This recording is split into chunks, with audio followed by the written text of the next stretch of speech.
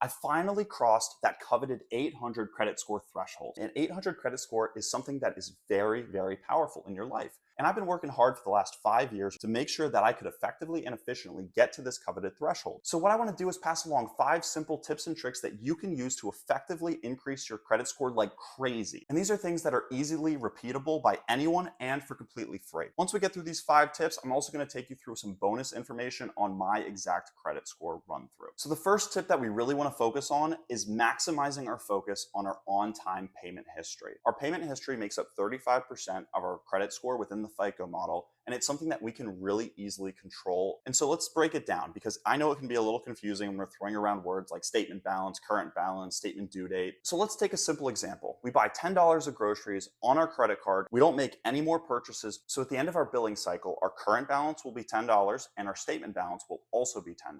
Our statement balance is what is owed in full every single time our monthly billing cycle closes. Say in our next billing cycle, when that $10 will be due, so another 30 days after that, we might make additional purchases. Say we buy another $20 of groceries. So our current balance is $30, but our statement balance is still $10 because that's what was owed from the prior billing cycle. Basically, it's like a month ahead when it becomes due. By the time our next billing cycle rolls around and closes, we're making sure that we pay off that $10 because that's our statement balance, and that's what we need to pay off to ensure we're not paying any high interest credit card debt by carrying that money to the next billing cycle. However, the next time it rolls around after we pay $10, our statement balance will be $20 because we paid off the $10 from our prior statement balance, and we have that $20 of additional groceries that we bought that we carry to the next one. And then the process repeats. When it comes to payment history, it's important to note that you don't necessarily need to pay off the full balance on the statement to not take a hit on this metric. We really want to make sure that we're always paying off our balance in full. However, if there's a time for whatever reason that you're not able to, then making the minimum payment as a last resort will suffice, because that makes sure that you're still hitting that on-time payment. A missed payment stays on your report for 7 years. There's another little extra caveat where if you miss a payment by a couple days or so, just make sure you pay it off immediately. By the time the next statement cycle rolls around and you still haven't paid it off, that's when a negative hit to your credit comes into play. But you have 30 days to make sure that you hit that payment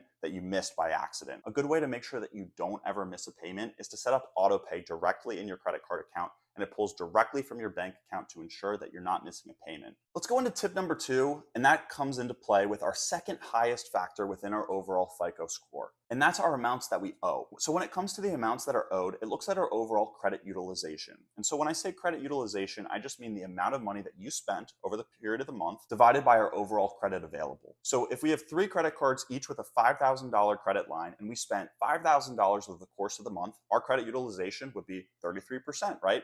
$5,000 over $15,000. And so it's recommended that we keep our overall credit utilization below 35%, but under 10% is even better. And so obviously our spending ebbs and flows over the course of the year, and some months might have higher utilization. How do we kind of balance those ebbs and flows so that we don't take a massive hit to our credit score? Because if your credit utilization is very high for a month, your score is going to go down. And if your credit utilization is very low the next month, it'll go right back up. Your credit score does not have a memory of, oh, I've had under 5% credit utilization 10 months in a row, this 35% credit utilization, we're going to keep my credit score low. No, it doesn't remember anything. It's just latest and greatest information, and that will dictate where your credit score ends up based on this factor. We can still really easily control this even though we have different spending. Say we're in December and we have Christmas spending, holiday spending available, and we're spending a lot more than usual potentially. And on that $15,000 credit line that we have between these 3 cards, we have $10,000 spent. Maybe you had some extra expenses in there, and it's not just toys for little Timmy. But what we can do is before that snapshot date, when our statement balance is due, like we talked about in tip number 1, we can artificially decrease our amount that we're going to owe on the next snapshot period by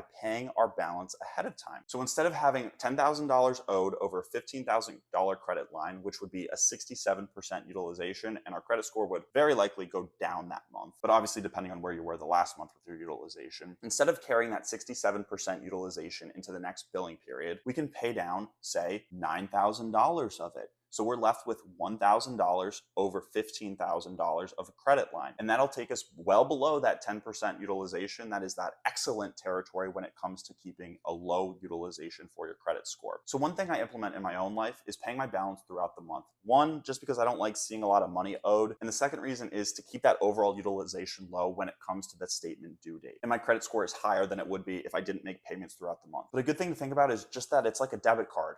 The money comes out of our account and we pay it immediately. The next tip comes into play with around our length of credit history, which makes up 15% of our overall credit score. There are two things to note within here, which is our age of our oldest account and then our average age of account. So there are two different things that we can think about. This is a little bit less in our control in terms of age of our oldest account. And I say that because you can't go back in time and change when you got that first card. So for example, for me, I got my first credit card when I was 21, and I had already started watching some YouTube videos and learned how important it was to establish your credit score history, and I was going to treat a credit card like a debit card, like we just discussed in the last tip. So I can't go back and change when I open that. But what we can control is hopefully keeping it open. Because you see, our age of our oldest account props up our overall average age of our whole credit history. So ideally, if you're starting out from scratch now, you should look to open up a no annual fee card like the Discover It Cashback Card, Citi Custom Cash, the Chase Freedom Flex or Freedom Unlimited, some no annual fee card that gives you some perks and purchase protection. However, if you have opened up a high annual fee card as your first card and you never use it and you're losing money on the annual fee, if you do go ahead and decide that it's right for you to close that card, it stays on your account for another 7 to 10 years. So the rest of your credit is going to continue to age during that time. So it's not a monumental impact of closing your oldest card. However, it is something that you want to try to avoid where possible. So when it comes to the average age of your credit history, this is something that you can control because you're in control of when you open up new lines of credit. I try to apply for a new card every 3 to 6 months or so, and depending on the bonuses that are available, sometimes I'll go a little bit more often than that. However, it's a good threshold to try to target because it won't just dramatically tank your overall average age of credit by opening up a new card every 1 to 2 months. Not only that, but you're also less likely to be approved for cards when you're applying at that sort of frequency. The next tip I can give is around the new credit category within our overall credit score, which makes up 10% of the overall score. And the tip is, don't be afraid of this. When you apply for a new line of credit, issuers will pull your credit report to be able to determine whether or not you're worthy of being approved for this loan, mortgage, credit card, you name it. And what it does is a hard inquiry will temporarily ding your overall credit score by just a handful of points because it shows that you're looking for new credit. And people get very alarmed by the fact of applying for new cards and worrying that it's going to completely tank their overall score by just looking at getting new credit cards. And this couldn't be further from the truth. While yes, there's a temporary ding of a few points to your overall credit score, this is something that will bounce back within 2 or 3 months. And so the biggest question that I get as someone who has 10 plus credit cards is, doesn't that many cards completely destroy your overall credit score?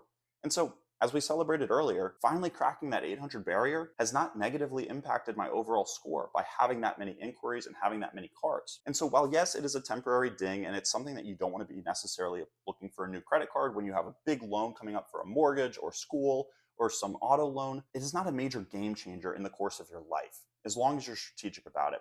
You don't want to be racking up, 10 inquiries in a span of 2 months. You're not going to get approved for lines and your score is going to drop. And that's just not the strategy we want to implement to be smart about it. But by staying away from potential high sign-up offers because you're worried about a temporary score dip of 2-3 points when you're not in the short term looking for a new mortgage, that is not something that we need to really lose sleep over. We made it to tip number 5, and this relates to our overall credit mix. And this also makes up 10% of our overall credit score, like our new credit category. And the biggest tip is, you don't really need to optimize for this. So the credit mix really just relates to the number of different types of credit that you have. You can have credit cards, you can have mortgage payments, you can have car loans, you can have student loans, and these just different types of credit make up this overall credit mix. And so the more types of credit that you have, in theory, make it seem like you're more responsible and that you can handle different types of credit responsibly. However, this isn't something that you need to worry about. You don't need to go out and artificially try to improve this by going out and opening up some sort of personal loan just to try to boost this small percentage of your overall credit score. There's no need to lose money on interest by opening up a new loan in a situation where you don't need it. If you're organically and naturally taking out a car loan, sure, that's fine. It might prop up your credit score a little bit because you have a new type of credit out there. However, it's not something that you need to go and do just to say, oh, I need to have different types of credit to get an 800 credit score. Take it from me, I only have credit cards within this credit mix category, and my score is above 800. You don't need to go out and get some sort of loan to try to reach that magical 800 number. No. So now that you're armed with these 5 tips on how to dramatically increase your credit score like crazy, let's look at how actually implementing them impacts your overall credit score by diving into my overall report here from Credit Karma. So as we take a look, you can see your TransUnion and your Equifax reports from Credit Karma. And so what it is super helpful is looking at a high level on all these different factors. So as you can see, payment history, the first thing that we talked about, 100%.